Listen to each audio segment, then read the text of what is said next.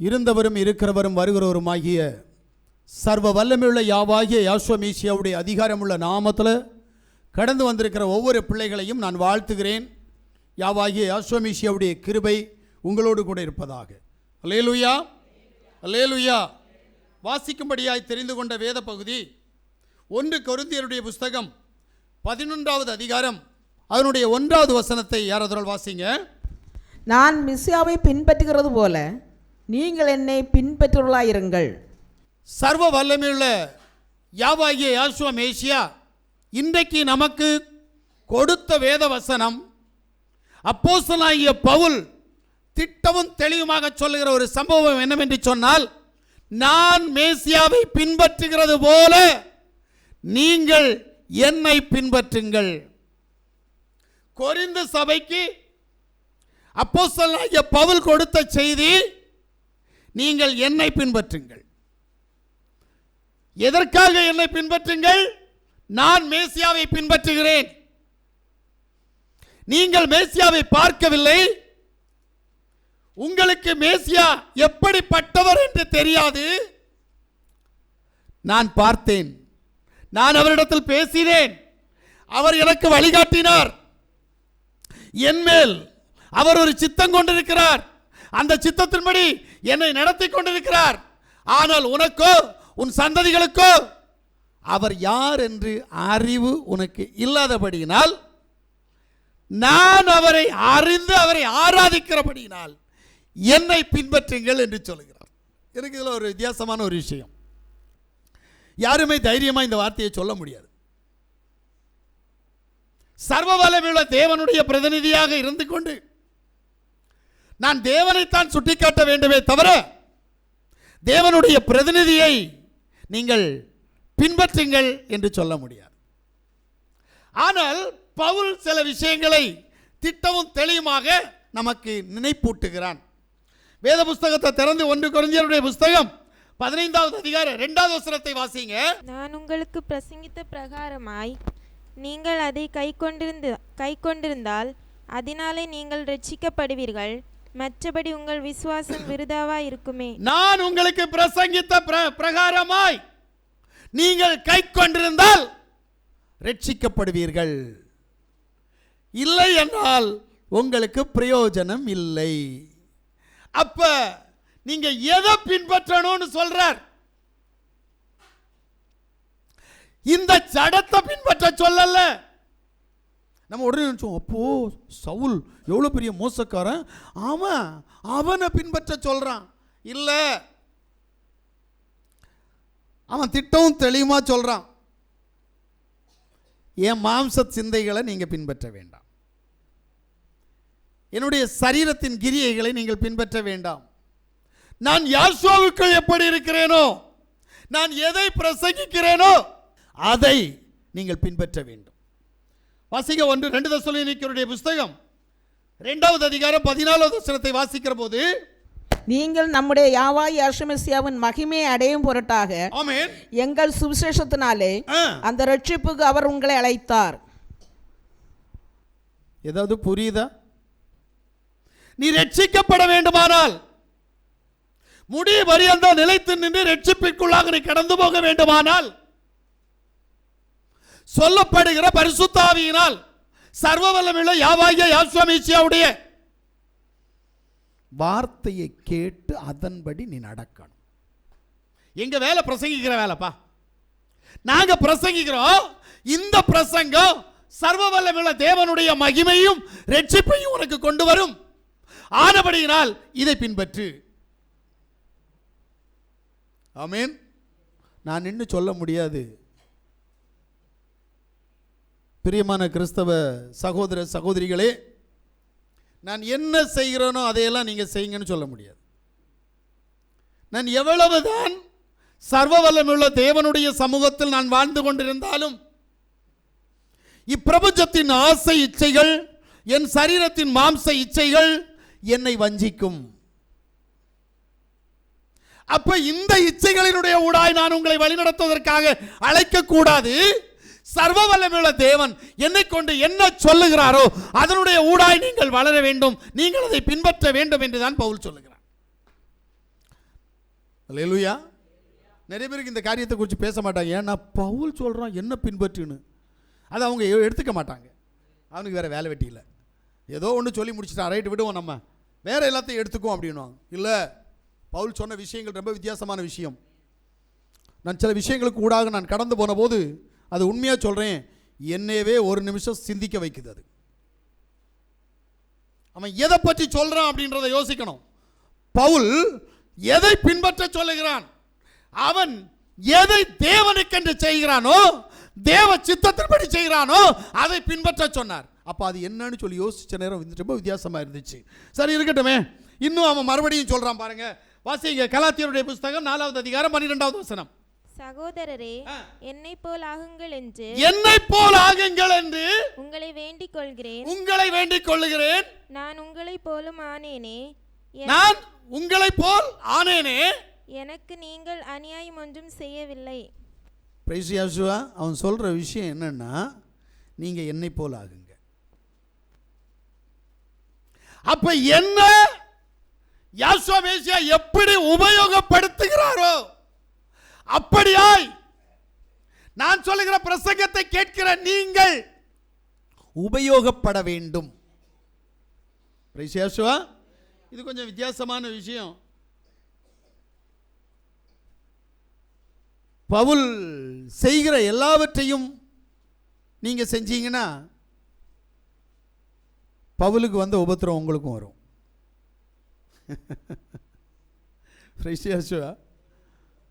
உங்களுக்கு அது புரியல. பவுல் ஒரு காரியத்தை சொல்லிட்டு போயிட்டான் தெரியுமா. அவன் ஒரு விஷயத்தில் உண்மையான மனுஷன். என்ன சொல்றான் அப்படின்னா, நான் விரும்பாத பாவம் என்னட்ட போராடிச்சுன்னு அவன் சொல்லல, என்ன செய்ய தூண்டுச்சுன்னு சொல்லல, அது என்னை மேற்கொண்டது. நல்லா புரிஞ்சுக்கிடுங்க. விரும்பாத பாவம் என்னை மேற்கொண்டது, நான் பாவியே. இதான் கான்செப்ட். ஏன்னா நான் வேதத்தை வாசிக்கிற போது தேவன் யாரை எடுத்து உபயோகப்படுத்த வேண்டும் என்று சொல்லி விரும்புகிறாரோ அவன் வாயால் அவன் சொல்லிட்டு இருக்கிற வார்த்தை என்ன தெரியுமா? நான் பாவியே, நான் பாவியே, நான் பாவியே. எந்த இடத்திலும் போய் நான் பரிசுத்தவான், நான் தேவனுடைய பிள்ளை, நான் தேவனுக்கு சாட்சியா நிற்கிறேன், நான் தேவ சித்தத்தின்படி வாழுகிறேன் சொல்லவே மாட்டோம். சொன்னதாக சரித்திரத்தில் இல்லை. அல்லேலூயா. ஆனா இன்றைய கிறிஸ்தவர்கள் தங்களை பரிசுத்தவான் என்று காட்டிக் கொண்டிருப்பார்கள். இன்றைய விசுவாசிகள் தங்களை பரிசுத்தவான் என்று காட்டுகிறார்கள். இன்றைய ஊழியர்கள் தங்களை பரிசுத்தத்தின் மேல் பரிசுத்தம் உள்ளவர்கள் என்று காட்டுவார்கள். ஆனால் வேத புத்தகம் அப்படி சொல்லவில்லை. இப்ப பிலிப்பியருடைய புஸ்தகத்துக்கு நம்ம கடந்து போனோம். ஆனால் 4வது அதிகாரம் 9வது வசனத்தை வாசிங்க. நீங்கள் என்னிடத்தில் கற்றும் அடைந்ததும் கேட்டும். நல்லா கேளுங்க. நீங்கள் என்னிடத்தில் கற்றதும் அடைந்ததும் கேட்டும் கண்டும் இருக்கிறவைகளை எவைகளோ, கேட்டதும் கண்டதும் இருக்கிறவைகளை எவைகளோ அவைகளையே செய்யுங்கள், அப்பொழுது சமாதானத்தின் தேவன் உங்களோடு இருப்பார். ஆமென். அல்லேலூயா. அப்ப என்னிடத்தில் நீங்க பார்க்காததை எல்லாம் செய்யக்கூடாது. நான் உங்க கண்களுக்கு மறைவா இருக்கலாம், அதனுடைய ஆழம் புரியணும். நான் அதனால தான் சொன்னேன், தேவன் அவனை எப்படி எடுத்து உபயோகப்படுத்தினாரோ அதுக்கு சாட்சியாய், அவனை கொண்டு என்ன செய்கிறாரோ அதற்கு சாட்சியாய் நாம் மாறணும். இங்கே தான் சொல்றாரு, நீங்கள் என்னிடத்தில் என்ன கண்டீர்களோ, என்ன கேட்டீர்களோ, என்ன பார்த்தீர்களோ, என்ன செய்யணும் என்று சொல்லி உங்களுக்கு தீர்மானிக்கப்பட்டதோ அதை செய்யுங்கள், அதை பின்பற்றுங்கள். அப்ப இந்த பவுல் எதை நமக்கு சாட்சியாய் அறிவிக்கிறார்? அறிகிற அறிவு ரொம்ப முக்கியம். பவுல் எப்படிப்பட்டவன்? தேவனுடைய சித்தத்தின்படி அவன் தேவ சமூகத்தில் என்ன செய்கிறவன்? வாசிங்க அப்போஸ்தலருடைய புஸ்தகம் 9வது அதிகாரம் 11வது வசனத்தை வாசிங்க. அப்பொழுதியா நீ எழுந்து நேர்த்தெரு எனப்பட்ட தெருவுக்கு போய் யூதாவின் வீட்டிலே தர்சு பட்டணத்தானாகிய சவுல் என்னும் பேருள்ள ஒருவனை தேடு, அவன் இப்பொழுது ஜெபம் பண்ணுகிறான். இந்த சவுல் எனப்பட்ட பவுலுடைய வேலை என்ன தெரியுமா? ஜெபிக்கிறவன். நீங்க அவன் அடிஸ்தானத்திலிருந்தே வரணும். லாஸ்ட்ல அவன் என்ன பண்றான்னு பார்க்கணும். இந்த அடிஸ்தானம் நம்மகிட்ட இல்லை அப்படின்னா நீங்களும் நானும் பவுலை பின்பற்ற முடியாது. பவுலை பின்பற்றவில்லை என்று சொன்னால், பவுலிடத்தில் ஒருவர் சொன்னார் அல்லவா, சவுலே சவுலே முள்ளில் உதைக்கிறது உனக்கு கடினம், அவரை நீ பார்க்க முடியாது. ஏன்னா இன்னைக்கு வரையும் அவர் உன்னிட்ட பேசல. உன் முகத்தை அவருக்கு நீ காட்டல, அவருடைய முகத்தை உனக்கு காட்டல. அப்ப நீ ஆராதிக்கிறது யாரை என்பது அறிகிற அறிவு ரொம்ப முக்கியம். சிலர் சொல்லுவாங்க, நான் வழியில் நடந்து வந்துட்டு இருந்தேன், உன்னை பற்றி தான் பேசினார் கடவுள். இந்த பிரசங்க பீடத்துலலாம் நான் நிறைய கேட்டிருக்கிறேன். நான் கார் ஓட்டி வந்து கொண்டிருந்த போது இந்த சபையை குறித்து தேவன் என்னிடத்தில் பேசினார். சகோதரியே, உன்னை குறித்து தான் பேசினார். பச்சை அபாண்டம். தேவ சமூகத்தில் நீங்க நிற்கணும். முதல்ல தேவனுடைய சத்தம் புரியணும். ஏன்னா உன்னிட்ட சில சத்தங்கள் உன்னிட்ட கேட்டுட்டே இருக்கும். நீ பேசுகிற சத்தம் உன்னிட்ட திருப்பி கேட்கும். இப்பிரபஞ்சத்தின் அதிபதியினுடைய சத்தம் உன்னிட்ட கேட்கும். தேவ சத்தம் உன்னிட்ட கேட்கும். நல்லா புரிஞ்சுக்கணும். அப்போ எது தேவ சத்தம்ன்ற அறிகிற அறிவு ரொம்ப முக்கியம். சிலர் குழம்பி போவாங்க. ஒன்று சொல்லும் செய் போ அப்படின்னு சொல்லும், ஒன்று சொல்லும் போகாத செய்யாத அப்படின்னு. அடுத்து இன்னொன்று சும்மா சமாதானமாக சொல்லும், போய் தான் பார்ப்போமே. இப்படி ஒரு 3 சத்தம் நம்மகிட்ட கேட்கும். இப்போ எது தேவ சத்தம், எது பிசாசு சத்தம், எது மாம்ச சத்தம் தெரியாது. அப்போ இங்கே குழப்பம் இருக்குது. அதுக்கு தான் சொல்கிறாரு, ஆவியை பகுத்து அறியும் சக்தி உனக்கு வேணுமா. இது இல்லாமல் எப்படி தேவனோன்ட்ட பேசுகிறேன்னு உனக்கு தெரியும்? சரி, அந்த பாட்டுக்கு போக வேண்டாம். இப்போ பவுல் ஜெபம் செய்கிறவன். நீங்கள் ஜெபம் பண்ணுறீங்க. பவுலை பின்பற்றணும்னா முதல் அத்தியாயம் ஜெபம். சரி, ஜெபம் எப்படி பண்ணணும்? தேவ சமூகத்தில் முழங்கால்களை முடக்கி தேவ சமூகத்தில் ஜெபிக்கணும். சரி, இருக்கட்டும். எனக்கு ஒரு கேள்வி இருக்குது. ஜெபித்தவர்கள் யார்? அவர்களுக்கு என்ன கிடைத்தது? அனுபவம் இல்லாமல் ஜெபிக்க முடியாது. இங்கே நிறைய பேருக்கு அனுபவம் இல்லை, அதனால ஜெபமே வராது. கான்செப்ட் இதுதான். நீங்க ஜெபத்தில் உறுதியாக இருக்கணும்னா, பிசாசு ஒன்ன தள்ளி போடாமல் இருக்கணும்னா, நித்திரை மயக்கத்தின் ஆவி வராமல் இருக்கணும்னா, ஜெபத்தில் வேத புத்தகத்தில் யார் யாரை நீ பார்த்துருக்கிற? எனக்கு வேதத்தில் வாசித்த நேரத்தில் ஒரு சம்பவம் தெரிஞ்சிச்சு. பவுல் பார்த்தது யாரை? அவன் பேதுருவை பார்க்கல, அவன் யோவானை பார்க்கல. நல்லா புரிஞ்சுக்கிடுங்க. அவன் பார்த்ததெல்லாம் ஆதிபிதாக்களை. ஏன்னா கமாலியன் அவனுக்கு அதைத்தான் கற்றுக் கொடுத்தானே தவிர இவங்களை கற்றுக் கொடுக்கல. இவனுக்கு தெரியாது. யாசுவாவே இவனுக்கு தெரியாது. திடீர்னு ஒரு கூட்டம் வந்து, நாங்கள் மேசியானிக் கூட்டம், மேசியா தான் எங்கள் தேவன் என்று சொன்ன உடனேயே யூதர்களுக்கு கோபம் வந்தது. யூத பாரம்பரியத்தின்படி வேற மார்க்கம் அங்கே வரக்கூடாது. வேற கடவுள் இல்லை, ஒரே கடவுள் யாவா. அந்த கடவுளை ஆராதிக்கணுமே தவிர இவன் மேசியானிக் குரூப் வந்து யாசுவான்னு சொல்றான், அவனை எல்லாம் கொல்லுடா. அவன் சொல்றான், நான் கடிதம் வாங்கிட்டேன். எதுக்கு? கிறிஸ்தவங்களை கொலை பண்றதுக்கு இல்லை. இது பைத்தியக்கார கூட்டம் சொல்றது. ஏன்னா கிறிஸ்தவன் என்கின்ற பெயரை வைத்தது ரோமன் கத்தோலிக்க மார்க்கம். இன்றைக்கு கிறிஸ்தவன் என்று சொல்லி CSA, Pentecost, London mission, Luther mission, salvation army ஒரு கூட்டம் இருக்குல்ல, இவங்க அத்தனை பேரும் ரோமன் கத்தோலிக்க மார்க்கத்தினுடைய பிள்ளைகளே. வேதம் அதைத்தான் சொல்லுகிறது. தாய் சபை வேசி சபை, அவனுடைய பிள்ளைகளும் வேசி பிள்ளைகளே. அதான் கலைஞர்கள் ஒரு சாமியார் என்கிட்ட கேட்டார், நாங்கள் கொண்டு வந்த கிறிஸ்தவன்ற பேரை நீங்கள் வச்சிட்டு இருக்கிறீங்க, உங்களுக்கு வெக்கமா இல்லை? கடைசியில் பார்த்தா எங்களை மாதா வணக்கம், விக்கிரகாராதனை வணக்கம்லாம் சொல்றீங்க, எங்க பேரை நீங்க வச்சிருக்கிறீங்க தெரியுமா? இன்னொரு பேர் வைங்க பார்ப்போம்.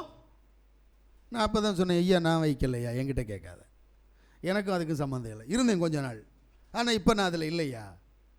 நான் மெசியானிக் குரூப், கிறிஸ்தவன் இல்லை, நான் மெசியானிக்காரன். அவர் கேட்ட கேள்வி நியாயமான கேள்வி.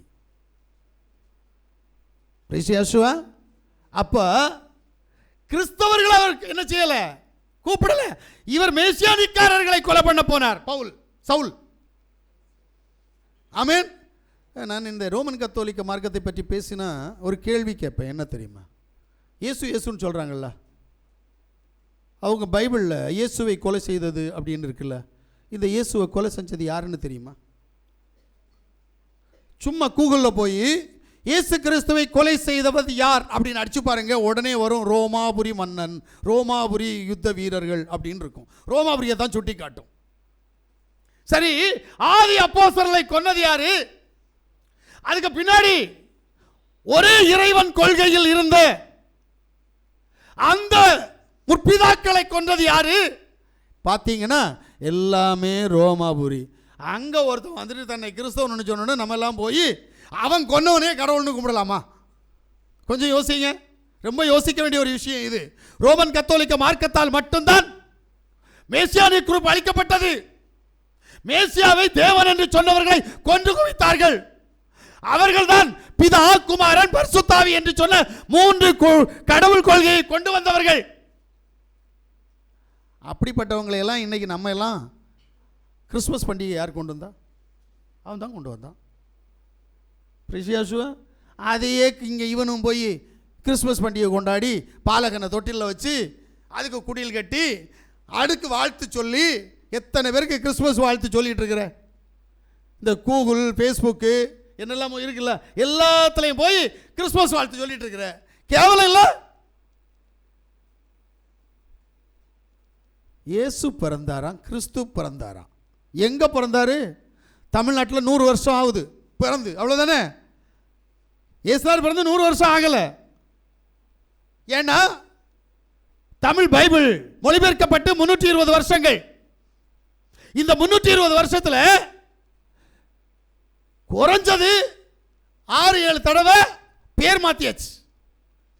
இன்னைக்கு இருக்கிற பேர் இயேசுன்ற பேர் இருக்கு. முதல் பேர் தம்புரான் என்ற பேர். இப்ப தம்புரான் பிறந்தது டிசம்பர் 25, சர்வேஸ்வரன் பிறந்தது டிசம்பர் 25, இல்ல இயேசு பிறந்தது டிசம்பர் 25. அறிகிற அறிவு ரொம்ப முக்கியம். அதுக்கு நீ ஏன் வாழ்த்து சொல்ற? எல்லாரும் சொல்லட்டுமே, நீ ஏன் வாழ்த்து சொல்ற? உனக்கு தான் கிறிஸ்மஸும் இல்லை, இயேசு கிறிஸ்துவும் உனக்கு இல்லையே. உனக்கு யாசுவா மேசியா இல்லவா? யாசுவா மேசியா டிசம்பர் 25 பிறக்கல. நான் பார்த்து கொஞ்ச நாளில் கொஞ்சம் ஆராய்ச்சி பண்ண நேரத்தில் உலகத்தில் 3 டேட்டில் கிறிஸ்மஸ் டேட் கொண்டாடுறாங்க. அது நீ சகோதரத்தை தான் கேட்கணும். எனக்கு நான் பார்த்ததில் 3 டேட் இருக்குது. கிறிஸ்மஸ் தினமாக இந்த உலகத்தில் கிறிஸ்தவர்கள் கொண்டாடுகிற 3 தினம் இருக்குது. யோசித்து பார்த்தீங்களா? அப்போ எது உண்மையான தினம் தெரியாது. ஏன்னா மரியாள் ஒரு நாள் தன்னுடைய மகனுக்கு கிறிஸ்துமஸ் பண்டிகை கொண்டாடலை. இயேசு, நீங்கள் சொல்கிற இயேசு ஒரு நாளும் எனக்கு இன்னைக்கு பிறந்த நாள் எல்லாரும் சேர்ந்து கேக் வெட்டுவோன்னு சொல்லலை. ஆமென். ஏன் அவர்களுடைய அப்போஸ்தலர்கள் பிறந்த நாள் அனுசரிக்கல? அப்போ எப்படி உங்களுக்கு தெரியும்? டிசம்பர் 25 ரோமாபுரியில் உள்ள இறைவனாகிய, ரோமர்களின் இறைவனாகிய சூரிய கடவுளுக்கு அது பண்டிகை நாள். அந்த சூரிய பகவானுடைய பண்டிகை நாளை சன் ஆஃப் ஜீசஸ் அப்படின்னு சொல்லி அந்த சன்னாகிய சூரியனுக்கு ஜீசஸ் பேரை வச்சு அவருக்கு பிறந்த நாள் அனுசரிக்கிற ஒரு கூட்டம் இங்க இருக்குது. அந்த கூட்டத்துக்கு நீ ஏன் வாழ்த்து சொல்றேன்னு கேட்கிறேன். சரி இருக்கட்டும், நாம அங்க போயிரும். இப்ப பவுல் ஜெபிக்கிறவன். நீ ஜெபிக்கிறியா? ஜெபம் உன்கிட்ட இருக்கா? ஜெபத்தில் என்ன நடந்தது? அதான் சொன்னேன், அவன் ஆதிபிதாக்களுடைய ஜெபத்தை அறிந்தவன். அப்ப ஆதிபிதாக்களுடைய ஜெபத்தின் மூலமாக அவனுக்கு என்ன நடந்தது? எனக்கு தெரிஞ்சு ஈசாக் ஜெபித்தான். அவன் மனைவி ரெபெக்காள் கர்ப்பவதியானாள். ஆதியாகமம் 25வது அதிகாரத்தில் 21 23 வரைக்கும் நம்ம வாசிச்சா அந்த காரியம் நடக்கும். சரி, 2வது சம்பவம் யாக்கோபு ஜெபித்தான். யாவுடைய ஆசீர்வாதம் யாக்கோபுக்கு கடந்து வந்தது. ஆதியாகமத்தினுடைய புத்தகம் 32வது அதிகாரத்தில் இருக்கு. ஓசியா 12வது அதிகாரம் 4வது வசனத்தில் இருக்கு. மோசே ஜெபித்தான். அல்லேலூயா. மோசேயினுடைய ஜெபம் உங்களுக்கு தெரியாது என்ன நடந்ததுன்னு. நீங்க வாசித்தீங்கன்னா யாத்திராகமம் 32வது அதிகாரம் 13-14 வாசித்தீங்கன்னா ஒரு ஜாதியார் தீங்கு நின்று விடுவிக்கப்பட்டு மரணத்திலிருந்து தப்புறாங்க.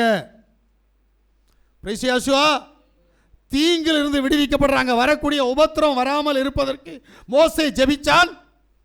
அந்த ஜெபத்திற்கு பதில் அந்த ஜாதிக்கு தீங்கு வரல, மரணத்திலிருந்து தப்பிட்டாங்க.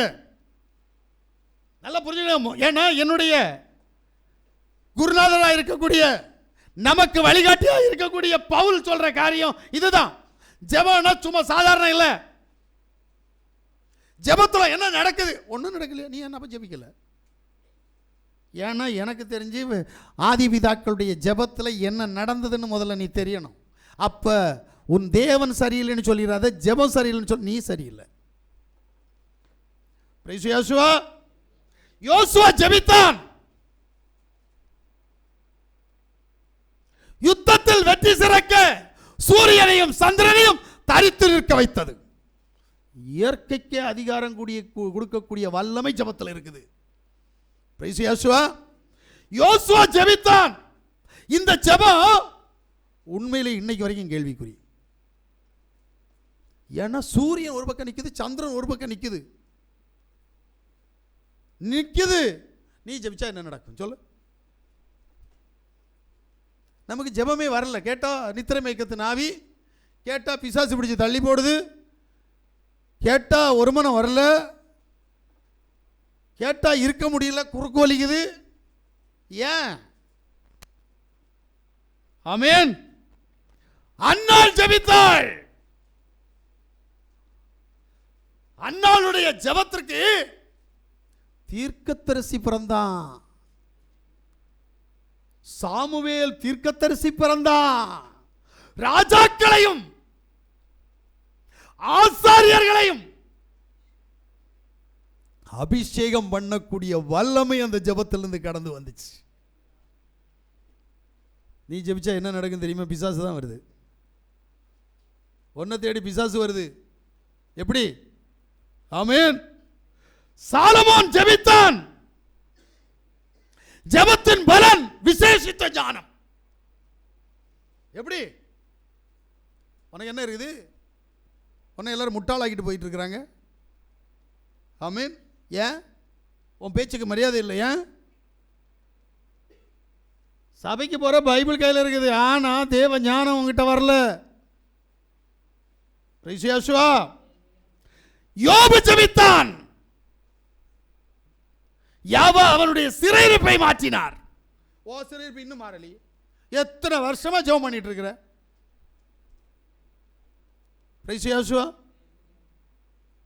ஒன்றும் நடக்கல. கேட்டா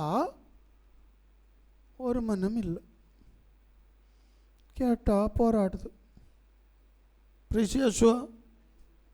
யோசிங்களேன், ஏன் என்னுடைய ஜெபத்திற்கு பதில் இல்லை?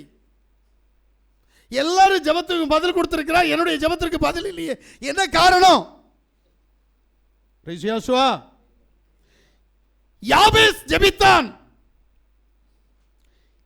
அவனை ஆசீர்வதித்து அவனை மேன்மைப்படுத்தினார். வேதம் அப்படிதான் சொல்லுது. எங்க நீ சாரம்மா? எலியா ஜெபிச்சான். எலியாவுடைய ஜெபத்தினுடைய விளைவு என்ன தெரியுமா? மழை வந்தது மட்டும் இல்லை, அக்கினியை இறங்க பண்ணான். அல்லேலூயா. நாம ஜெபிச்சா ஒன்றும் வரமாட்டேங்குது. சரி, எனக்கு தெரிஞ்சு எலிசா ஜெபிச்சதுதான் அதிசயங்க. என்ன ஜெபிச்சா தெரியுமா? எலிசாவையும் எலிசாவுடைய உடன்வேலைக்காரனையும் சண்டை போட்டு கொல்றதுக்கு ஆள் வந்திருக்குது. ஒரு பெரும் திரள் கூட்டம் நிற்குது. எலிசாவுக்கு பயம் இல்லை. இப்போ எலிசா வேலைக்காரன் யாருன்னு உங்களுக்கு தானே தெரியும். அந்த கேயாசின்னு சொல்லுவாங்கள்ல, அவனுக்கு பயம், கை கால் ஆட்டம் நடுக்கம். இவன் போய் எலிசா பக்கத்தில் போகிறான். எலிசா சொல்கிறான், பயப்படாதடா, பயம் நடுங்குது. சொல்லுவாங்களா, தொட நடுங்கி மாதிரி நடுங்குறான். எலிசா பார்த்தாரு, இவனை எப்படியாவது விசுவாசத்தில் தைரியசாலியாக மாற்றணுமே, என்ன பண்ணுறது? ஒரே ஒரு ஜெபம் பண்ணார். என்ன அப்படின்னா, யாவா இவன் கண்ணை மட்டும் திரையும், என் பின்னாடி யார் நிற்கிறான் இவன் பார்க்கட்டும், அவ்வளோதான், வேற ஒன்றும் வேண்டாம். யுத்தம் என்னுடையதெல்லாம், யுத்தம் உம்முடையது. என் பின்னாடி நிற்கிறது யார் இவன் பார்க்கணும். அவன் கண்ணை திறந்த உடனே பயம் போயிடுச்சு. ஏன் தெரியுமா? நூற்றுக்கணக்கான தேவ தூதர்கள் யுத்தத்திற்கு தயாராக நிற்கிறாங்க. ஜெபத்தினுடைய வல்லமையை பார்த்தியா? பிரைசியாசுவா, உனக்கு இப்போவே தூக்கம் வரும். இந்த ஜெபத்தை பற்றி கேட்குற நேரமே தூக்கம் வரும். பிசாசு இதை கேட்க விட மாட்டான், அது வேற கதை. ஆமென். ஏன்? நீ ஜெயம் எடுக்க கூடாது என்பதற்காக பிசாசு தந்திரமா வேலை செஞ்சிட்டு இருக்கிறான். இங்க எலியாவின் ஜெபத்தின் மூலமாய் அங்க ராணுவ வீரர்கள் எப்படி நிற்கிறாங்க? தேவ தூதர்களாய் நிற்கிறாங்க. தைரியம் வந்துருச்சு, பயம் போயிடுச்சு. நீ ஜெபம் பண்ண பயம் தான் இருக்குது, ஆனா அவர் ஜெபம் பண்ணோம், அடுத்தவனுக்கே பயம் போயிடுச்சு. ஆமென். வித்தியாசம் தெரியணும். எசேக்கியேல் ஜெபித்தான், மரண கட்டுகள் மாறி 15 வருஷம் ஆயுசு நாளை கூட்டி கொடுத்தார். ஆமென். சரி, ஆசா ஜெபித்தார், சத்துருக்கள் அத்தனை பேரும் நொறுங்கி போனார்கள். 2 நாளாகமத்தில் வாசிக்கிற நேரம் இருக்குதுங்க. சரி, மனாசே ஜெபித்தான், அவனை திரும்பவும் தன்னுடைய சொந்த நாட்டுக்கு கொண்டு வந்து அவனை ராஜாவாக மாற்றினார் என் தேவன். பவுலுக்கு தெரிஞ்ச விஷயம், அதனால தான் ஜெபம் பண்ண போனான். உனக்கு விஷயம் தெரியல, அதனால ஜெபம் பண்ண மாட்டேங்கிற. ஜெபத்தில் விடுதலை கிடைக்குமான்ற நம்பிக்கை வரல. அதான் சொன்னேன், உனக்கு நம்பிக்கை வேற, விசுவாசம் வேற. விசுவாசம் இருக்கு, இப்போ இதை தெரிஞ்சா உனக்கு நம்பிக்கை வரும். இந்த நம்பிக்கையில் போய் 2 நிமிஷம் ஜெபம் பண்ணும், 3வது நிமிஷம் கம்பத்தடிச்சு கீழே விழுவேன். எனக்கு தேவை விசுவாசம். பிரைசியாசுவா, நீ எந்த அளவுக்கு விசுவாசிக்கிறியோ அந்த அளவுக்கு நீ ஜெயிப்ப. ஆமென். விசுவாசம் இல்லாமல் ஒருவனும் தேவனுடைய ராஜ்யத்துக்குள் சுதந்திரித்து போக முடியாது. முடியாது. அப்போ விசுவாசத்தில் இருக்கணும். நீ நம்பிக்கையில் இருக்கிற, நம்பிக்கை வேற, விசுவாசம் வேற. இந்த ரெண்டையும் நீங்கள் புரியணும். இன்னைக்கு கிறிஸ்தவர்கள் என்ன நடக்குது அப்படின்னா, நம்புகிறாங்க இயேசு கடவுள், ஜீசஸ் கடவுள், ஈசோஸ் கடவுள், யெகோஷுவா கடவுள், நம்புறாங்க. விசுவாசம் என்னன்னு கேட்கிறேன். பிரைசியாசுவா, அல்லேலூயா. இதனால தான் இதை அறிந்த பவுல் ஜெபிக்க ஆரம்பித்தான். நீ ஜெபத்தை பின்பற்ற வேண்டும்.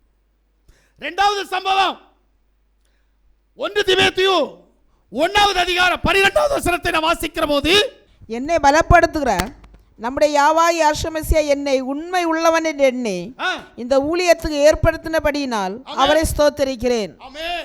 என்னை உண்மை உள்ளவன் என்று கண்டபடியினால் இந்த கனமான ஊழியத்தை என் கையில் கொடுத்திருக்கிறார். ஆமென். என் தேவனுடைய பார்வையில் பவுல் உண்மை உள்ளவன். பழைய ஏற்பாட்டில் மோசே உண்மை உள்ளவன், புதிய ஏற்பாட்டில் கொஞ்சம் பேர் இருக்கிறாங்க உண்மை உள்ளவர்கள். இப்ப இவன் நான் உண்மை உள்ளவன் என்று கண்டபடியினால் இந்த கனமான ஊழியத்தை என்னிடத்தில் கொடுத்திருக்கிறார். இதான் உண்மைங்க. உன்னிடத்தில் ஒன்ன பார்ப்பார், அவர் ஒரு கோட்பாடு வச்சிருப்பார். இந்த நீ பாவியான்னு கேட்டால் பாவி தான்.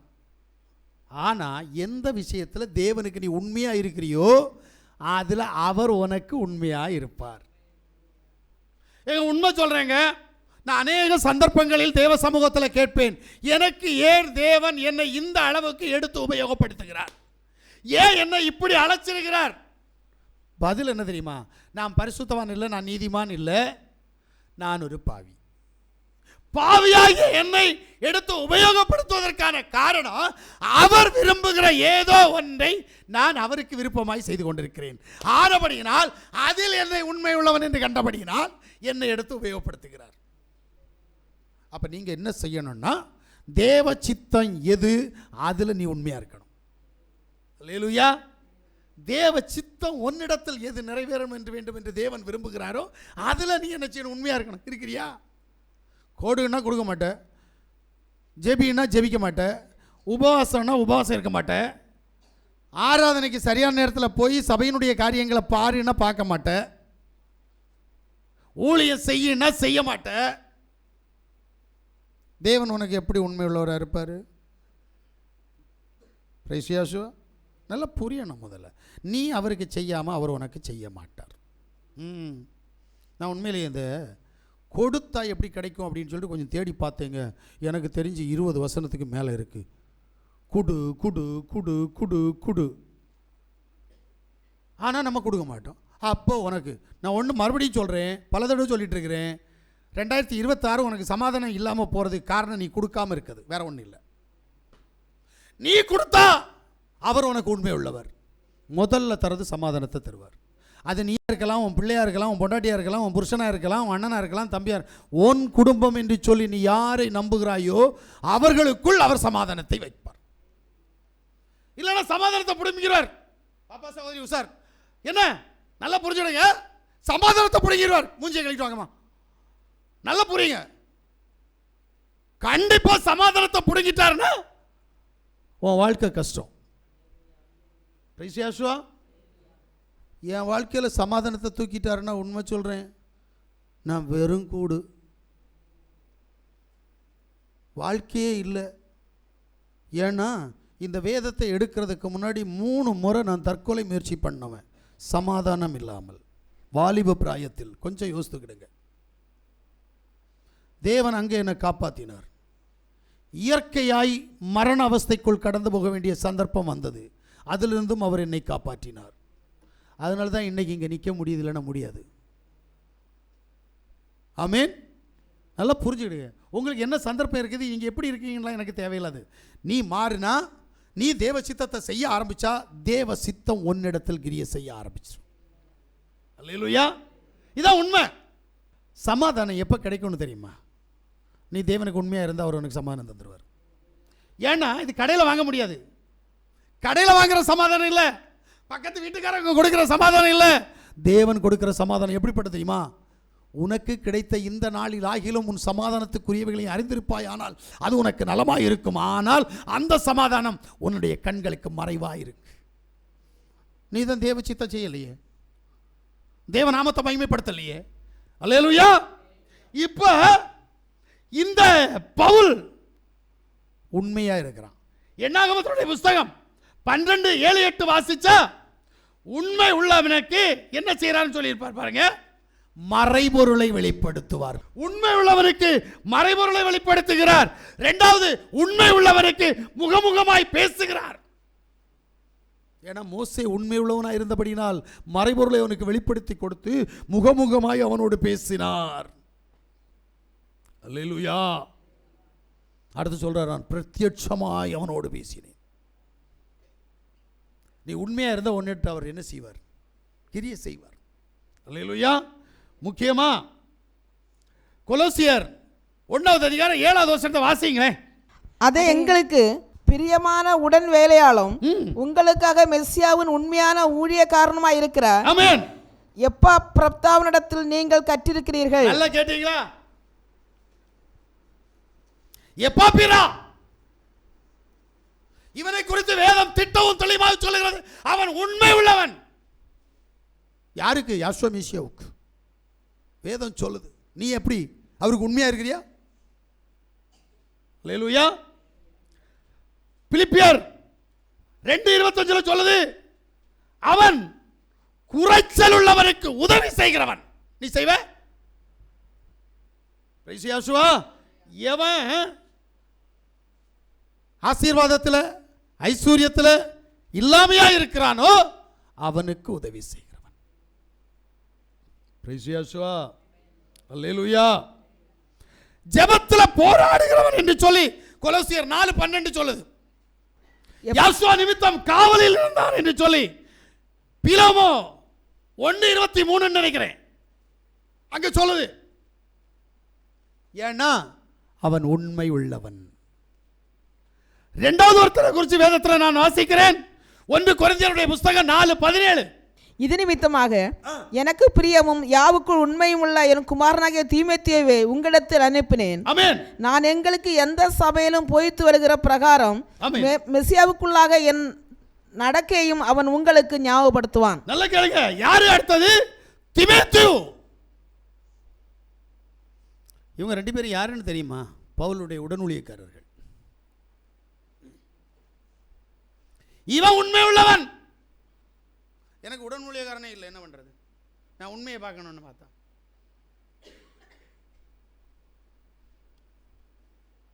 சர்வ வல்லமையுள்ள தேவன் எதையோ ஒன்று எதிர்பார்க்கிறார், ஆனா இங்க எதுவும் இல்லை. ஆமென். ஒன்று என்ன அப்படின்னா, நம்முடைய தேவைகளுக்காக மட்டும் நம்ம தேவ சமூகத்தில் நின்றோம், ஆனால் தேவனுக்கு உண்மையாக இருக்க முடியாது. அவருடைய ராஜ்யத்திற்கு கடந்து போவதற்காக நம்ம போராடணும். ஆமென். ஏன்னா தீமோத்தேயு எப்படிப்பட்டவன் தெரியுமா? அந்த வசனத்தை நீங்க சரியா வாசித்தா தெரியும். பிரசங்கத்தை போல் வாழ்கிறானா என்று பார்க்கிறவன். பவுலையே பரிசோதிச்சு பார்க்கிறவனாக தீமோத்தேயு சாதாரணப்பட்டவன் இல்லை. இவர் சொல்றது போல இவர் இருக்கிறாரா, இவர்கிட்ட அந்த கிரியை இருக்கா அப்படின்னு பார்க்கிறவன். ஆமென். பல சந்தர்ப்பங்களில் பவுலுக்கு அவனுக்கு மனஸ்தாபம் வந்துச்சு. பவுல் ஒன்று சொல்லிட்டான், நான் உனக்கு இல்லடா கணக்கு தரணும், நான் அவருக்கு. என் கூட உடனொழியக்காரராக இருக்கணும்னா இருடா, இல்லைன்னா நீ போடான்னு. இல்லை இல்லை நான் உங்கள் கூட இருக்கிறேன். நீங்கள் அவன் சரித்திரத்தை படிச்சீங்கன்னா கொஞ்சம் வித்தியாசமாக இருக்கும். இல்லை இல்லை நான் உங்கள் கூட இருக்கிறேன் அப்படின்னும். ஆனால் பிரசங்கத்தை அந்த அளவு கவனிப்பான். பிரசங்கத்தின்படி வாழணும்னு நினைக்கிறவன். அதனால தனக்கு வழிகாட்டியையும் அந்த அளவு இருக்கிறாரான்னு யோசிப்பான். அப்படிப்பட்டவன் தான் தீமோத்தேயு. 2வது, சபை அங்கத்தினர்களையும் தேவனுக்குள்ள உண்மையா இருக்கணும்னு விரும்பினவன். 1 தீமோத்தேயு 3:11 வாசித்தீங்கன்னா தெரியும். இப்ப நீதிமொழியின் புஸ்தகம் 12வது அதிகாரம் 22வது வசனத்தை வாசிங்க. பொய் உதடுகள் யாவுக்கு அருவருப்பானைகள், உண்மையா நடக்கிறவளோ அவருக்கு பிரியம். பாத்தீங்களா? உண்மையா நட, ஆனா பொய் பேசின தேவன் உனக்கு நன்மை செய்ய மாட்டார். நம்ம வாயோ பொய் தான் பேசிக்கிட்டு இருக்கு. என்ன பண்ண? உண்மை பேச மாட்டேங்குது. வாய் திறந்தா பொய், மூடுனா உண்மை. எனக்கு தெரிஞ்சு இங்கே தான் இருக்கு. உண்மை இருக்கா? இருக்கு. வாயை மூடி வச்சா உண்மை இருக்கு, ஆனால் வாயை திறந்தா பொய். எப்படின்னு யோசிக்கிறீங்களா? நீ வாயை திறக்கிறனா பொய்யை சொல்கிற. அப்போ தேவன் சொல்கிறார் உண்மை உள்ளவனை ஆசீர்வதிப்பேன். நீ வாயை திறந்து ஒரு நாள் உண்மை பேச மாட்டேங்கிறியே, அப்போ எப்படி ஆசீர்வாதம் வரும்? அதனால நீ மௌனமாக இருந்தால் நல்லா இருக்குன்னு நினைக்கிறேன்.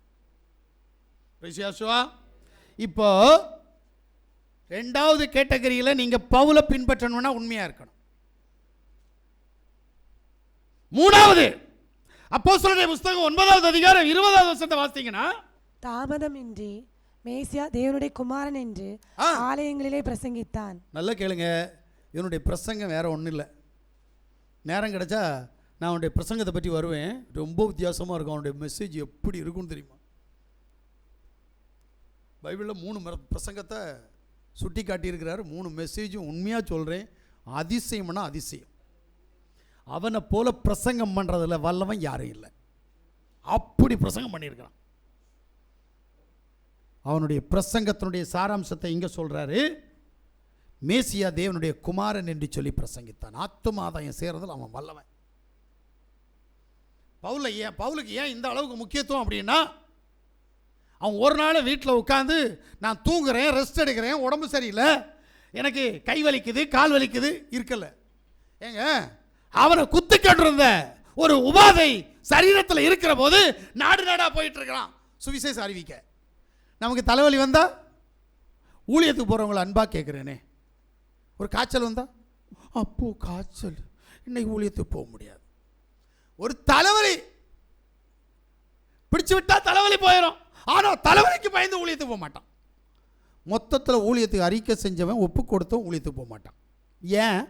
எனக்கு பிசாசு வரணும், பிசாசனுடைய கிரியே வரணும், நான் தேவனுக்கு உண்மையாக இருக்க மாட்டேன், அதனால என்னுடைய குடும்பத்தில் சமாதான குலைச்சல் வரணும், ஆண்டவரே தாரும். இதான் கேட்டுட்டு இருக்கிறான். ஒன்றை ஆண்டவர் வந்து சொன்னாரா, நீ போய் சபையில் சொல்லு ஊழியத்துக்கு போகிறேன்னு சொல்லு சொன்னாரா? இல்லை உங்கள் பாஸ்டர் உங்களை கட்டாயப்படுத்தி நீ ஊழியம் செய்யணும்னு சொன்னாரா? அப்புறம் எதுக்கு ஊழியம் செய்ய போகிறேன்னு சொல்கிற? சொன்னா செய்யணுமா வேண்டாமா? கலப்பையில் கையை வச்சுட்டு பின்னிட்டு பார்க்கிற எவனும் தேவனுடைய ராஜ்யத்துக்குள் பிரவேசிக்க முடியாதுன்னு தெரியுமா தெரியாதா? தெரியும். ஆனால் நான் செய்ய மாட்டேன். ஏன்? ஐயா எனக்கு குறுக்கு வை. நீ எதை சொல்றியோ அது உனக்கு நடக்கும். அதான் சிக்கல். முடியலன்னு சொன்னா முடியாம ஆயிடுவேன். ஏன்னா இது தேவனுடைய காரியம், இது தேவனுடைய சித்தம். தேவ சமூகத்தில் ஒன்ன சொல்லிடாத, சொன்னா செஞ்சிரு, அதை உடனே செஞ்சிரு. மேசியா குமாரன் என்று பிரசங்கித்தார். இவனுக்கு தான் தெரியும் மேசியா யாருன்னு. ஏன்னா வானத்திலிருந்து ஒரு சத்தம் கேட்ட உடனே அந்த சத்தத்திற்கு பதில் கொடுக்குற நேரம் இவன் என்ன சொன்னான் தெரியுமா? ஆண்டவரே நீர் யார்? இவனுக்கு நல்லா தெரியுது அவர் ஆண்டவர். அப்புறம் குமாரன் சொல்றாரு. யோசிக்கணும்ல. இப்ப பவுலுக்கு தெரியுது குமாரம் என்றால் சரீரம், அது மாம்சம். மாம்சத்துக்கு தான் குமாரத்துவம், மாம்சத்துக்கு தான். நல்லா புரிஞ்சுக்கிடுங்க. என் முன்னாடி நிற்கிறது மாம்சம், நான் உங்க முன்னாடி நிற்கிறது மாம்சம். ஆனா உங்களுக்குள்ள நீங்க இருக்கிறீங்க, எனக்குள்ள நான் இருக்கிறேன். இந்த மாம்சத்துக்குள்ளதான் தேவன் இருக்கிறார். இப்ப இவன் மாம்சத்தை தான் சொல்லிட்டு இருக்கிறான் குமாரன் குமாரன். ஏன்னா தேவன் சொல்றாரு பலியையும் காணிக்கையும் நான் விரும்பவில்லை. எபிரேயர் 10:5 நினைக்கிறேன். ஆகிய அவர் உலகத்தில் பிரவேசிக்கும் போது பலியையும் காணிக்கையும் நீர் விரும்பவில்லை, ஒரு சரீரத்தை எனக்கு ஆயத்தம் பண்ணினீர். என்னத்துக்கு? அப்ப அந்த சரீரத்துக்கு பேர் தானே குமாரன். அவர் டைரக்டா வந்து இறங்கிட்டா அவரை குமாரன் சொல்லியிருப்பியா? கடவுள் வந்துட்டார் சொல்லுவில்ல. இப்போ அவர் மாம்சத்துக்குள்ளே வந்தபடினால் அவருக்கு ஒரு பேர் கொடுக்குற குமாரன். இதைத்தான் சொல்கிறாரு. அப்போ சரீரத்துக்கு முக்கியத்துவம் கொடுக்குறான் பவுலு. நல்லா புரியுதா? ஏன்னா யாசுவா சொல்லும் போது சொல்றார், யோவான் 10:30 சொல்றார், நானும் பிதாவும் ஒன்றாயிருக்கிறோம். 14:10-11 சொல்றார் யோவான்ல, நான் பிதாவிலும் பிதா என்னிலும் இருக்கிறார். இங்க 2 பேர்ல ஒரு ஆள். ஏன்னா உண்மை சொல்றேன், நான் வளர என் சரீரம் வளருது. நான் இருக்கிற வரைக்கும் இந்த சரீரத்துக்கு ஜீவன். நான் போயிட்டேன்னா இந்த சரீரம் பெணம். ஆனா இந்த சரீரம் தான் உங்களுக்கு தெரியுமே தவிர என்ன தெரியாது. நான் யார் என்று உங்களுக்கு தெரியாது. என்ன பார்க்குறீங்கன்னா என் சரீரத்தை பார்க்குறீங்க. சரீரத்தை பார்த்து என்ன சொல்லுவீங்க? இது இன்னாருடைய மகன், இவன் இன்னாருடைய புருஷன், இவன் இன்னாருடைய தகப்பன் சொல்றீங்களா இல்லையா? யாருக்கு இந்த பதவி கொடுக்குறீங்க? இந்த சரீரத்துக்கு. ஆனால் உள்ளே இருக்கிறவனுக்கு ஒரு பதவியும் இல்லை. அவன் ஒரு பதவியும் இல்லாமல் வந்தான், இருந்தான், போனான். ஆனால் இந்த பூமியில் உண்டான மண்ணான இந்த சரீரத்திற்கு அநேக பதவிகள். யாசுவா மரியாளுடைய வயிற்றில் உண்டான அந்த சரீரத்திற்கு அநேக பதவிகள் கொடுக்கப்பட்டது. ஆனால் சர்வ வல்லமையுள்ள யாவுக்கு ஒரு பதவி இல்லை. அவர் தான் உள்ள வந்தார். ஆமென். இதை பவுல் அறிந்தபடியினால் சரீரத்தை மேன்மைப்படுத்தி கொண்டிருக்கிறான். ஏன்னா அந்த சரீரத்தில் உள்ள இரத்தம் தான் பவுலை ரட்சித்தது. பிரைஸ் யாசுவா. நல்லா புரிஞ்சுக்கணும். இந்த சரீரத்தில் உள்ள இரத்தம் தான் உங்களையும் எங்களையும் ரட்சிக்கிறது, என்னையும் ரட்சிக்கிறது. ஆமென். ஏன்னா யாசுவா மேசியாவின் இரத்தம் சகல பாவங்களை நீக்கி நம்மை சுத்திகரிக்கும். அப்ப அந்த இரத்தத்தினுடைய மகத்துவம் உனக்கு வேணும்னா அந்த சரீரத்தை நீ அறியணும், அவரை அறியணும். அவர் சொல்றார் ஒரு நாள், பிதாவையும் குமாரனையும் அறிவது நித்திய ஜீவன். நீதிமொழியின் புஸ்தகம் 30வது அதிகாரம் 4வது வசனத்துக்கு வந்தீங்கன்னா அங்க பிதாவினுடைய பேர் தெரியுமா, குமாரனுடைய பேர் தெரியுமான்னு கேட்பார். இதெல்லாம் ரகசியமா வச்சிருக்கிறார். ஆமென். நமக்கு புரியல, நம்ம என்னமோ நினைச்சுக்கிட்டு இருக்கிறோம். தயவு செய்து சொல்றேன், பவுல் பிரசங்கித்த குமாரனுடைய வல்லமையை நீங்க அறியணும். குமார தத்துவம் எங்க இருக்குது? அவருடைய நாமத்துக்குள் ஒளிந்திருக்கிறது. ஏன்னா ஒரு 26 நினைக்கிறேன், 9 லூக்கா 9:26 நினைக்கிறேன். என்ன சொல்றார் அப்படின்னா, நான் பிதாவின் மகிமையோடும் குமாரனுடைய மகிமையோடும் பரிசுத்த தூதரின் மகிமையோடும் வரும்போது. ஆமென். இவர் 3 பேர் இல்ல, புத்தி இல்லாதவன் சொல்லிட்டு இருப்பான் 3 கடவுள் ஒன்றா இருக்கிறாங்க. ஆமென். 3 கடவுள் ஒன்றா இருக்கிறாராம். அப்போ நீ மணவாட்டி என்று யாருக்கு மணவாட்டி? யாருக்கு? தாத்தாவுக்கு மனவாட்டியா, இல்லை மோனுக்கு மனவாட்டியா, இல்லை பேரனுக்கு மனவாட்டியா? பரிசுத்தாவி பேரன், இயேசு கிறிஸ்து மகன், பிதா தாத்தா அப்பா. நீ யாருக்கு மனவாட்டி? இப்போ அப்பனுக்கு மனவாட்டின்னா மோனும் பேரனும் சண்டை போடுவாங்க. மோனுக்கு நீ மனவாட்டின்னா பேரனும் தாத்தாவும் சண்டை போடுவாங்க. ஏன்னா என்னை பொறுத்தளவில் படம் பார்த்தேன், அந்த படத்தில் அப்பனார் வாலிபமாக தான் படம் வச்சுருக்கிறாங்க, ஆனால் கொஞ்சம் வெள்ளை தாடி மட்டும் வச்சுருப்பாங்க. எங்கே பார்க்கணும்னா ரோமன் கத்தோலிக்க கோயிலில் போய் பார்த்தீங்கன்னா தாத்தாவை அந்த அப்பாவை நல்லா பார்த்துக்கலாம். யுத்தம் உண்டாகுங்களா? அப்போ யாருக்கு மனவாட்டி? பிரிசியஸோ நல்லா புரிஞ்சுக்குங்க. அப்போ நம்மளை எங்கேயோ ஏமாத்துறாங்க. இது யார் கொண்டு வந்தால்? ரோமன் கத்தோலிக்க மார்க்கம் கொண்டு வந்ததை ஏன் பெந்தகோஸ்தக்காரன் வச்சுட்டு இருக்கிறான்? ஆமாம், ரோமன் கத்தோலிக்கத்தினுடைய கைக்கூலி, ரோமன் கத்தோலிக்கத்தினுடைய பிள்ளை, ரோமன் கத்தோலிக்கத்தினுடைய வாரிசு ஆனபடி நல்லதை செய்கிறான். நீங்களும் நானும் இல்லை, நாம மேசியானிக் குரூப்காரங்க. ஆமென். யாசுவாவுடைய காலத்திலிருந்தே இருக்கிற ஒரு குரூப். நாம புதுசாக தொடங்கல. நம்ம நினைச்சிட்டு இருக்க நான் 15 வருஷமா இருக்கிறேன். இல்லை, மேசியா எடுத்துக்கொள்ளப்பட்ட போது கூடின கூட்டம் நம்ம தான், நம்முடைய பிதாக்கள் தான். அவங்க வழியில் தான் நம்ம வந்திருக்கிறோம். பிரைஸ் யாசுவா. அப்போ நீங்க என்ன செய்யணும்? பவுலுடைய வழியில ஆத்தும ஆதாயம் செய்கிறவர்களாய் மாறணும். ஆமென். 4வது ஒரு சம்பவத்தை சொல்றாரு. இப்பதான் 2 தீமோத்தேயுடைய புத்தகம் 4வது அதிகாரம் 7வது வசனத்தை சொல்றாரு. நல்ல போராட்டத்தை போராடினேன், நல்ல போராட்டத்தை போராடினேன், ஓட்டத்தை முடித்தேன், ஓட்டத்தை முடித்தேன், விசுவாசத்தை காத்துக்கொண்டேன்.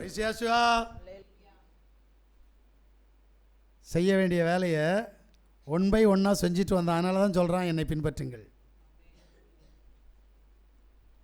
இப்ப சொல்றான், நான் நல்ல போராட்டத்தை போராடினேன், ஓட்டத்தை முடித்தேன், விசுவாசத்தை காத்துக்கொண்டேன். இருக்கா விசுவாசம்? இல்லையே. அதான் சொன்னேன், நம்பிக்கை தானே இருக்குது, விசுவாசம் இல்லையே. விசுவாசத்தை காத்துக்கொள்ளணும். நம்மகிட்ட விசுவாசம் இருக்கா? விசுவாசம் எப்படி வரும்னு தெரியுமா? ரோமருடைய புஸ்தகம் 10வது அதிகாரம் 17வது வசனத்தை வாசிங்க. ஆதலால் விசுவாசம் கேள்வினாலே வரும், கேள்வி தேவனுடைய வசனத்தினாலே வரும். விசுவாசம் எப்படி வருமா? கேள்வினால வரும். கேள்வி எங்க இருக்கணும்? வேதத்தில் இருக்கணும். வேதத்தை வாசிக்க வாசிக்க கேள்வி வரணும். அப்ப வேத வசனத்துல தான் விசுவாசம். வேதத்தை அறிகிறது தான் விசுவாசம். நீ வேதத்தை தெரியுமா? உனக்கு என்ன தெரியும்? வேதம் உனக்கு ரட்சிக்கிறார் தெரியும், விடுவிக்கிறார் தெரியும், ஆசீர்வதிக்கிறார் தெரியும், பாதுகாக்கிறார் தெரியும். இதெல்லாம் வேதம். வேதம் வேற. ஆமென். இன்று சொல்லப்பட்டிருக்கிற குமாரத்துவம், குமாரன் யார், அவர் எப்படிப்பட்டவர், குமாரனுக்கும் பிதாவுக்கும் என்ற ரகசியம் இருக்குது. ஏங்க, நித்திய ஜீவனை தருவேன்னு சொன்னார். பார்த்துக்கிடுங்க, நித்திய ஜீவனில் ஒரு பார்ட் என்ன சொல்றார் தெரியுமா? பிதாவையும் குமாரனையும் அறிவது நித்தியம். பரிசுத்தாவி அறிவது நித்திய ஜீவன் இல்லையே. அப்போ திருத்தம் முடிஞ்சு போச்சு, திருத்தம் அவுட். நல்லா புரிஞ்சுக்கிடுங்க. அப்போ ஆனால் நம்ம என்ன நினச்சிக்கிட்டு இருக்கிறோம்? கடவுள் ஒருத்தர் பிதாவாக இருக்கிறார், ஒருத்தர் குமாரனாக இருக்கிறார், ஒரு பரிசுத்தாவி இருக்கிறார். 3 நல்லது, 3 தான் வேணும். வேதம் சொல்லுது பரிசுத்தாவியை விட்டுறா, அது தேவையில்லை. நீ அறிகிற அறிவில் தான் உனக்கு நித்திய ஜீவன். யார் அறியணும்? பிதா யார், குமாரன் யார். அல்லேலூயா. எனக்கு தெரிஞ்சு பிதா தான் குமாரனாக வந்தார். சர்வ வல்லமையுள்ள தேவன் மாம்சத்தில் வெளிப்பட்டார். 1 தீமோத்தேயு 3வது அதிகாரம் 16வது வசனம் அவனமாய் சொல்லுது. அன்றியும் தேவபக்தி ரகசியமாவது யாவரும் ஒப்புக்கொள்கிறபடியே மகா மேன்மை உள்ளது. தேவன் மாம்சத்திலே வெளிப்பட்டார், ஆவியிலே நீதி உள்ளவர் என்று விளங்கப்பட்டார், தேவதூதர்களால் காணப்பட்டார், புற ஜாதியிடத்தில் பிரசங்கிக்கப்பட்டார், உலகத்திலே விசுவாசிக்கப்பட்டார், மகிமையிலே ஏறெடுத்துக் கொள்ளப்பட்டார். பிதா எங்க ஏறெடுத்துக் கொள்ளப்பட்டார்? தேவன்.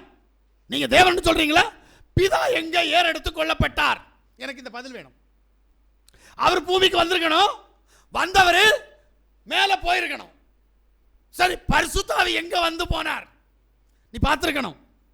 பைபிள் அப்படிதான் சொல்லுது, பார்த்திருக்குது. குமாரன் ஒருவரே சர்வ வல்லமையுள்ள தேவன், அண்ட சராசரங்களை சிருஷ்டித்த தேவன் இந்த பூமியில் வந்தார்.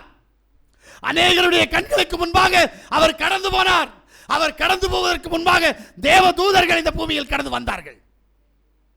இவர் ஒருவரே தேவன். பிரைஸ் யாசுவா.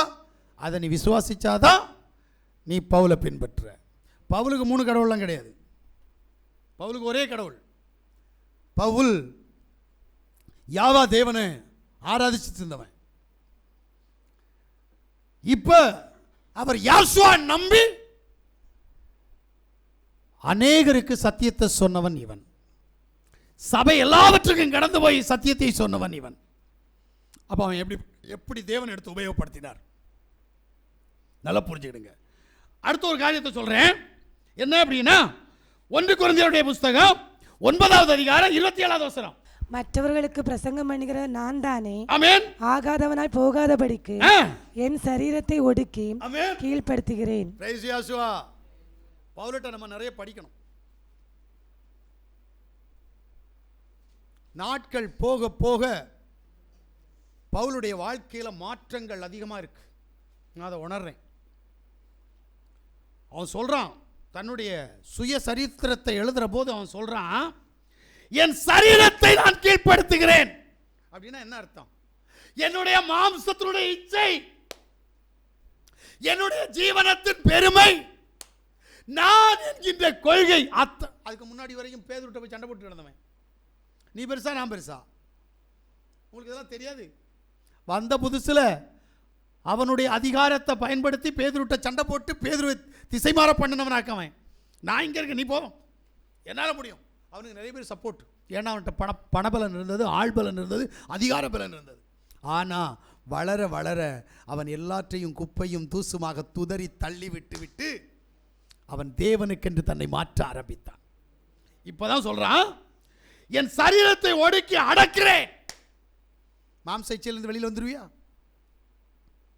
சொல்லு. அப்ப எப்படி நீ பவுலை பின்பற்ற முடியாது? ஆமென். மாம்ச இச்சையின்படி நடந்தா எபேசியருடைய புத்தகம் 2வது அதிகாரம் 3வது வசனத்தை வாசிங்க. அவர்களுக்குள்ளே நாம் எல்லாரும் ஒரு காலத்திலே நமது மாம்ச இச்சையின்படி நடந்து நமது மாம்சமும் மனசும் விரும்பினவைகளை செய்து சுபாவத்தினாலே மற்றவர்களைப் போல கோபாக்கினையின் பிள்ளைகளாய் இருந்தோம். மாம்ச இச்சையில நீ இருந்த அப்படின்னா தேவனுடைய கோப ஆக்கினை உன்னிடத்துல வரும். ஆமென். அல்லேலூயாவை காணோம், எல்லாம் எடுத்துக்கொள்ளப்பட்டாச்சு. அதனாலதான் சொல்றாரு கலாத்தியர் 5வது அதிகாரம் 16வது வசனத்துல, ஆவிக்கேற்றபடி நடந்து கொள்ளுங்கள், மாம்ச இச்சையை ஜெயிப்பீங்க அப்படின்ற. ஆவிக்கேற்றபடி நடக்கல அப்படின்னா மாம்ச இச்சை ஜெயிக்க முடியாது. இன்னைக்கு நண்டுல இருந்து வயசான கிழவன் வரைக்கும் மாம்ச இச்சை. ஆமென். கொஞ்ச நாள் பேப்பரை பார்க்கிறேன், 84 வயசானவர் தப்பு பண்ணியிருக்கிறார். ஏன்? முந்தா நாள் பேப்பர்ல 70 வயசானவர்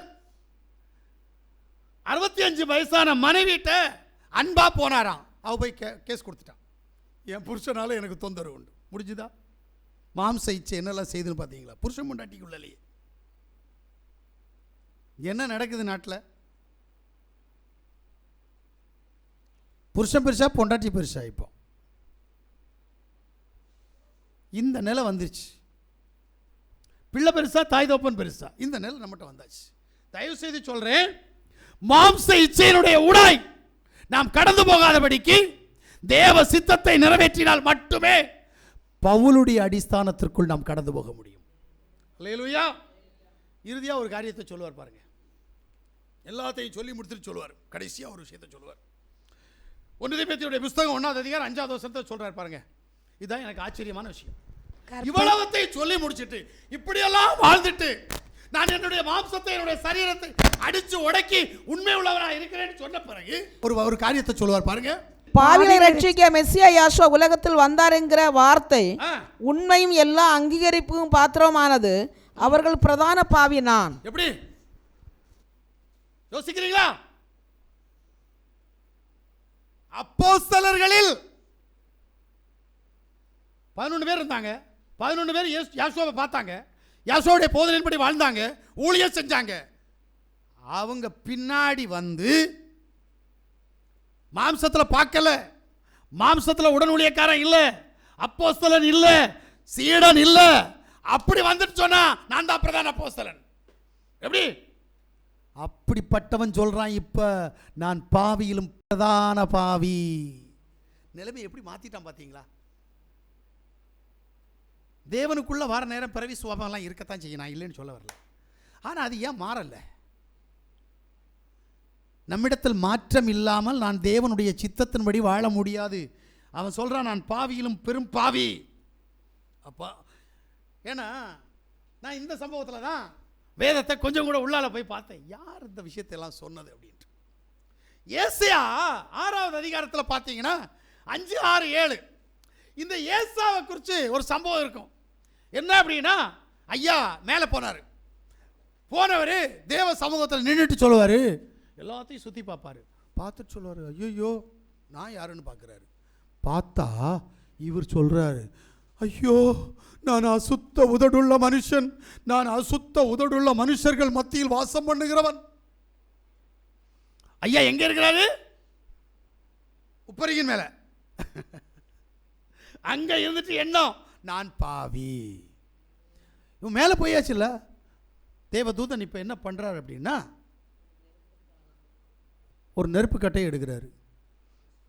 அசுத்த உதடு தானே, அசுத்த உதடுள்ள மனுஷர் மத்தியில் தானே வாழ்கிற, பேசிட்டு நேரம் தூரத்துக்கு வாயில் நுழைச்சி விட்டுட்டாரு.